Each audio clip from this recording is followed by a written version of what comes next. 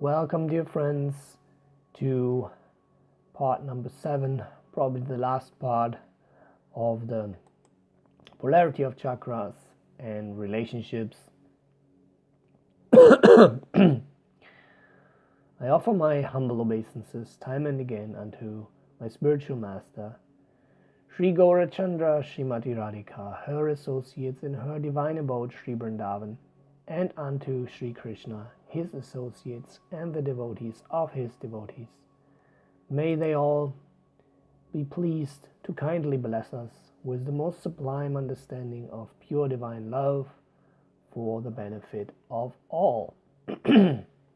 So, we've been discussing the energy flow of the chakras between man and woman up to the 7th chakra, and now let us come to some final thoughts. These explanations and descriptions are not a highly stylized or almost unreachable ideal or norm, but a completely natural and almost automatic happening succession of the correct energy flow between man and woman. And though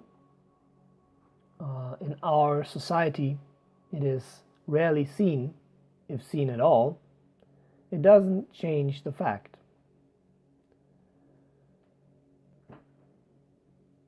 For you as a listener, was there not in your life situations where you had intuitively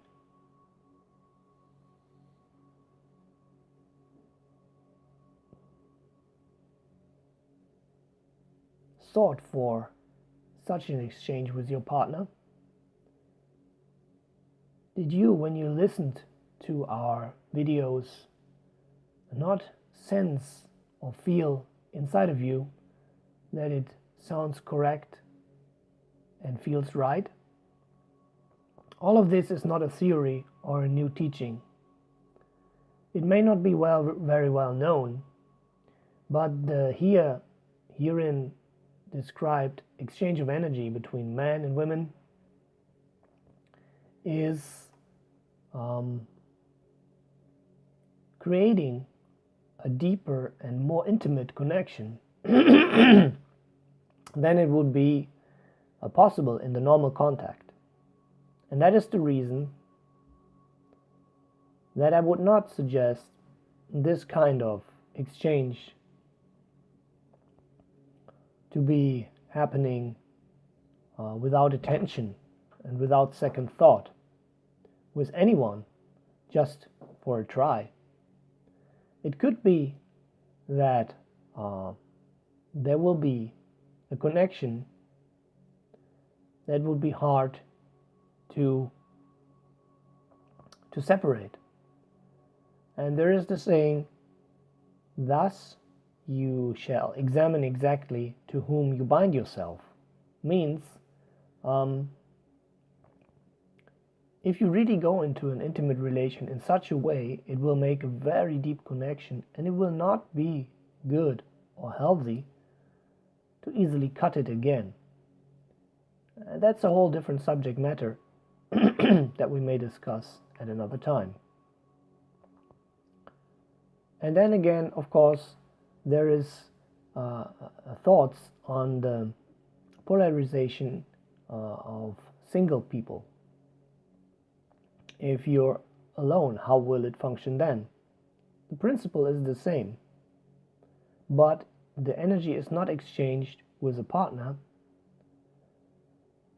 but the energy flows in oneself from one chakra to the next. Let us look, for example, at women first. So for women, it means she is exhaling the energy of her root chakra down to earth. And this energy will be received by the chakra of life zest. It will be attracted. So it will actually go in in a circle on the front of the body, and will be received there. It will be inhaled, and so intensely and so deeply that it will flow out on the back of the body, on the spine side, and will go out from there, and it will be received from the back part of the third chakra and will be inhaled there, and then it will be exhaled on the front side. The front side of the heart chakra is taking in that energy, and like that it is coiling upwards like a snake to the top. And in men it is completely opposite. The man is receiving the energy through his root chakra, and it lets it rise to his second chakra. It will be exhaled there to the front, and then received on the front by the solar plexus chakra, exhaled on the back of the spine, and received on the back of the heart chakra, and exhaled to the front, etc., etc. It is important to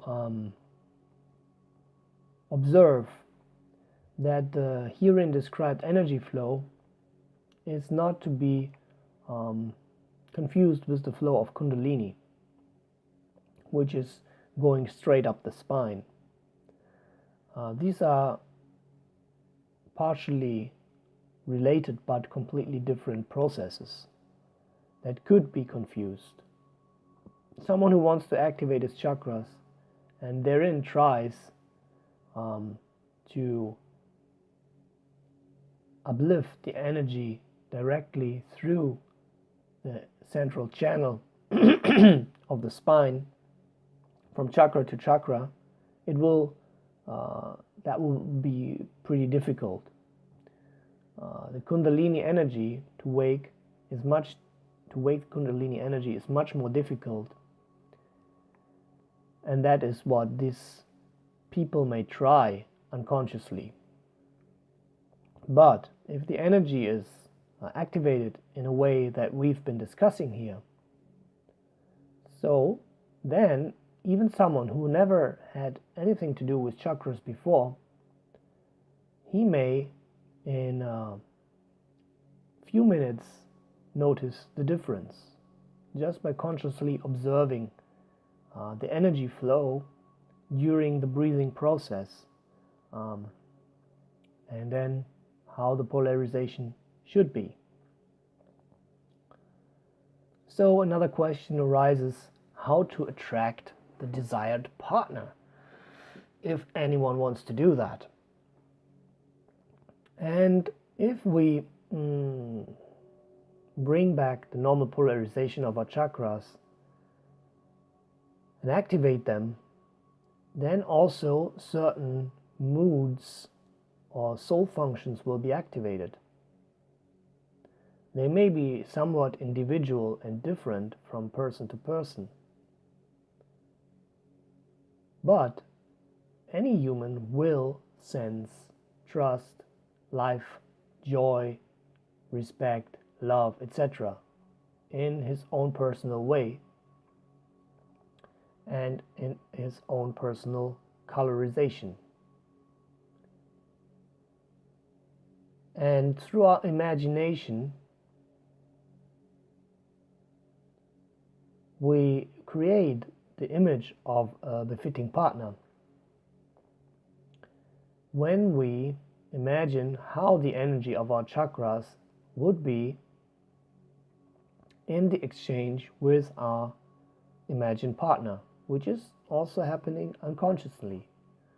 So we should be very conscious of that.